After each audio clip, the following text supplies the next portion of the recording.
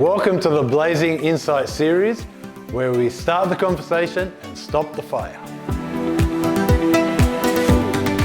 Our technical arm is one of the biggest assets of Boss Fire.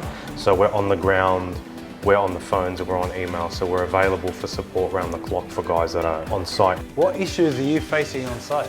Where do you want me to start? Okay, we've got a few issues. The biggest issue is these get installed and rarely tested.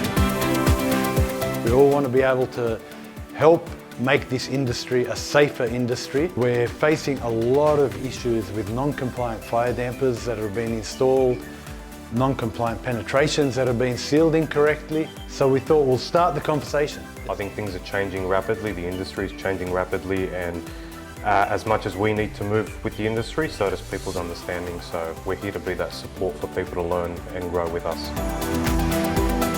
So one of the other problems is that when this is attached to the damper, they use the incorrect bolts. They use metal bolts, which will never break away. These are designed to break away in the event of a fire, fall away, and this remains in the firewall and stops fires again. We've employed senior fire practitioners in-house. We've also aligned ourselves with manufacturers for training our staff. We want to be a part of industry change. We want to be a part of people's ever-growing understanding of the importance of passive fire and compliance and protection. This holding that up will not melt and fall in the event of a fire.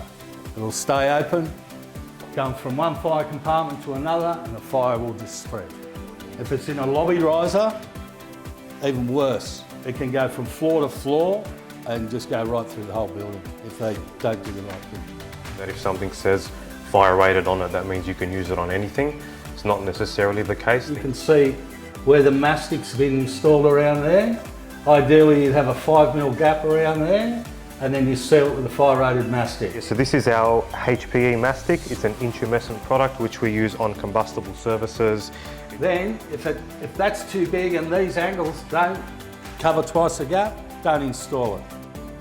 You haven't created the problem, but if you put that in there, it becomes your problem.